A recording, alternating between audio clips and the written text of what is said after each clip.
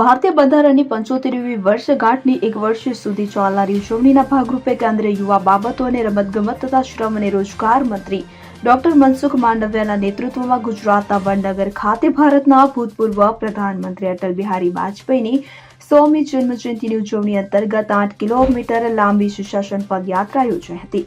આ પ્રસંગે યુવાઓ અને ખેલ રાજ્યમંત્રી, રક્ષા ગૃહમંત્રી, રમતગમત, યુવા બાબતો અને સાંસ્કૃતિક પ્રવૃત્તિઓ વિભાગ, ગુજરાત સરકારના મંત્રી હર્ષ સંઘવી સહિત અન્ય વરિષ્ઠ નેતાઓ આ ઐતિહાસિક પદયાત્રામાં ઉપસ્થિત રહ્યા હતા.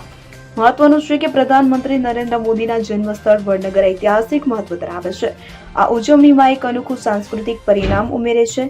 પદયાત્રામાં સ્થાનિક યુનિવર્સિટીઓ, કોલેજો અને એનજીઓ અને સ્વૈચ્છિક સંસ્થાઓના 15,000થી વધુ માય ભારત યુવા સ્વયં સેવકો સક્રિયપણે જોડાતા પદયાત્રામાં અટલ બિહારી વાજપેયીના જીવન અને વારસાની ઉજવણી કરવાના માર્ગ પર નિર્ધારિત સ્થળો પર સાંસ્કૃતિક કાર્યક્રમો યોજવા તથા વિકસિત ભારત 2047ના નિર્માણમાં બંધારણીય મૂલ્યોના મહત્વ પર ભાર મૂકવામાં આવ્યો.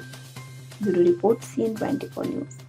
હવે જુઓ દેશ દુનિયાની તમામ ખબરો તમારી આંગળીના ટેરવે.